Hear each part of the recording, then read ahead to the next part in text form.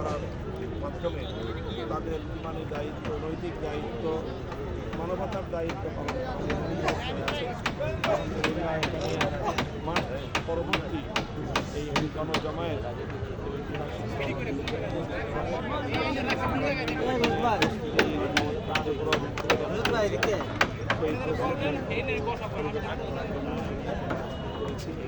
আলহামদুলিল্লাহ আশা করছি যে আমাদের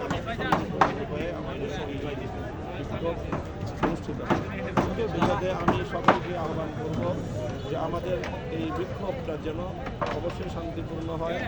এখান থেকে কোনো ধরনের কোনো বিশৃঙ্খলা, ভাঙচুর, যানবাহনের ক্ষয়ক্ষতি, কোথাও কোনো আক্রমণ, এই জাতীয় অনভিপ্রেত কোনো কার্যকলাপ পরিচালনা করবে না এবং কোনো অসাধু চক্র, দুষ্কৃতিকারী, ষড়যন্ত্রকারী, দেশ, মানবতা এবং ইসলাম বিরোধী কোনো চক্র যেন আগামীকালের শান্তিপূর্ণ এই বিক্ষোভকে কোনোভাবেই তারা নষ্ট করতে না পারে, এর ভাবমূর্তি ক্ষুণ্ণ করতে না পারে। এই জন্য আমাদের সকলকে সোচ্চার এবং সচেতন থাকতে হবে। যারা বিক্ষোভে অংশগ্রহণ করবেন তাদেরকে ইতিমধ্যে সলিডারিটি মুভমেন্টের পক্ষ থেকে দিক নির্দেশনা প্রদান করা হয়েছে।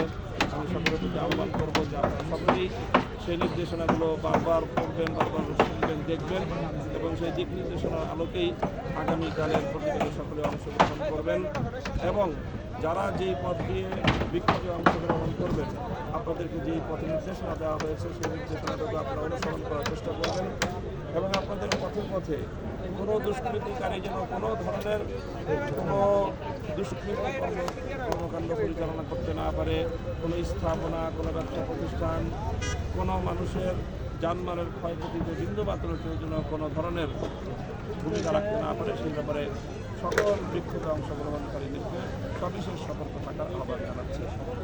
আমাদের এই মুভমেন্ট, আমাদের এই আন্দোলন সম্পূর্ণ শান্তিপূর্ণ আন্দোলন।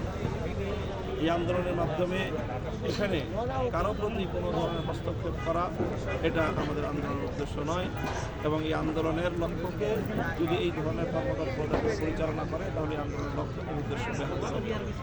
এই জন্য আমরা পরিকল্পিতভাবে ইসরায়েলকে চাপে ফেলবার জন্য, ইসরায়েলের অর্থনৈতিক স্বার্থকে ক্ষুণ্ণ করার জন্য আন্তর্জাতিক সারা বিশ্বব্যাপী ইসরায়েল যেন তার স্বার্থে আঘাত হানে, ইসরায়েলের যেন সামরিক, অর্থনৈতিক, ব্যবসায়িক সর্বদিক থেকে সে যেন ক্ষতিগ্রস্ত হয় এবং তার এই দানবীয় হাত যেন সে গুটিয়ে নিতে বাধ্য হয়। এই জন্য সব ধরনের চাপ আমরা ইসরায়েলের উপর প্রয়োগ করতে অব্যাহতভাবে প্রচেষ্টা চালিয়ে যাব। সেই প্রচেষ্টা অব্যাহতভাবে চালিয়ে যাওয়ার জন্য এবং সফলতার জন্য আমাদের সকলের জন্য যেটা লক্ষ্য রাখা জরুরি সেটা হলো কোনো ধরনের ভাঙচুর, লুটপাট, লুটতরাজ করার এই ধরনের ভিন্ন মানসিকতার থেকে কিছু মানুষ ষড়যন্ত্র করে সেই ব্যাপারে আমাদেরকে অবশ্যই সোচ্চার থাকতে হবে। আমরা ইতিপূর্বেও দেখেছি যে শান্তিপূর্ণ বিক্ষোভকে ভিন্ন খাতে প্রবাহিত করার জন্য কিছু দুষ্কৃতিকারী এই ধরনের কার্যক্রম পরিচালনা করে। আইন শৃঙ্খলা রক্ষাকারী বাহিনী, পুলিশের ঊর্ধ্বতন কর্মকর্তাদের সাথে আমাদের একাধিকবার আলোচনা হয়েছে, বৈঠক হয়েছে এবং আমরা যৌথভাবে আমাদের এই মুভমেন্টের হাজার হাজার ভলেন্টিয়াররা গোটা ঢাকাব্যাপী এবং বিশেষ করে সরোয়ার্দী উদ্যান এবং চারিপাশব্যাপী ব্যাপক নিরাপত্তা এবং শৃঙ্খলা রক্ষার দায়িত্বে নিয়োজিত থাকবে। সেই সাথে আইন শৃঙ্খলা রক্ষাকারী বাহিনীও তারাও থাকবে।